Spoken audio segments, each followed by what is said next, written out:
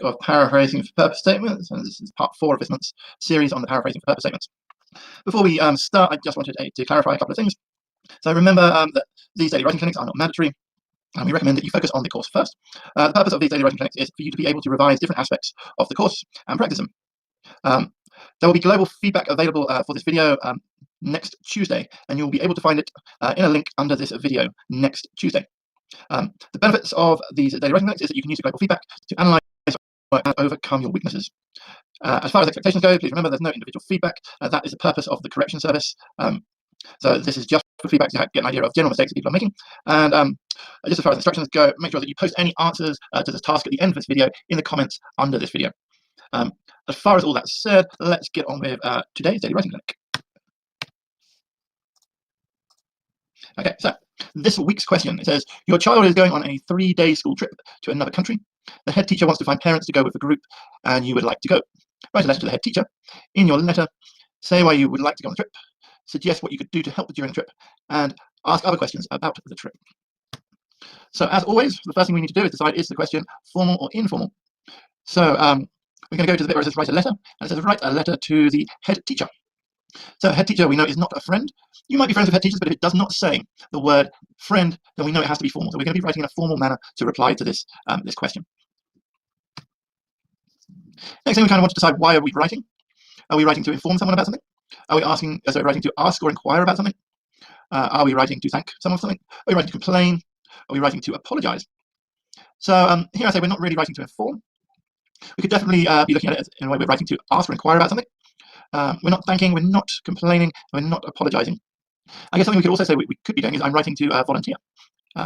So I would say that the two possibilities here we could talk about is really we're writing to inquire or we're writing to volunteer would be the main reason. So we need to look at this, and as always we need to identify what are the key words, what synonyms can we use to replace them. And this one in particular is not going to be possible to find synonyms for 100% of words. I'll go over that in a second. So always remember, it's quite often the case is you won't be able to find synonyms for every single word. So this one seems a little bit different to the ones we've done in the past, because in the past it's pretty much it's like, okay, we're going to change the word and that's going to do. But here I think that's not going to be quite the same. So the way I would look at this is a lot of these are going to be kind of examples that we're going to replace the word with. So when we're talking about your child, obviously here I think that the best way to find a synonym for your child, rather than saying my child, is which is possible, but probably using the name of your child would be the easiest thing to do here. We're going on a 3 days, so 3 days is obviously important. But this is one of those things that is going to be, we can't really find synonyms for 3 days. 3 is 3, there's no synonym for 3. 3 is just 3 and day is day. So we're not going to be writing half a week, that's not accurate. It's 3 days, so we're going to be keeping that. Okay? School trip, and it's to another country. So something we could be doing is talking about an outing, was something I thought maybe. I thought if we're going to another country, we could say it's a school holiday, would be a possibility. And I wanted to warn against one synonym that I know a lot of people for some reason use for trip is a travel. Travel is not an accurate word here. Travel is much more a verb. It's not a noun. I'm not going on a travel. It doesn't make sense. So don't use travel for a synonym here. As I said, I was thinking possibly outing. Outing sounds like the best thing I could come up with. But holiday I think works if we're going to another country. Again, we've got another country, so it's possible to say a different nation, but it wouldn't sound very natural. So again, in this case, I think it would be much better to be using an example of the country that you're going to. So rather than writing about going to another country, we could just mention the name of the country.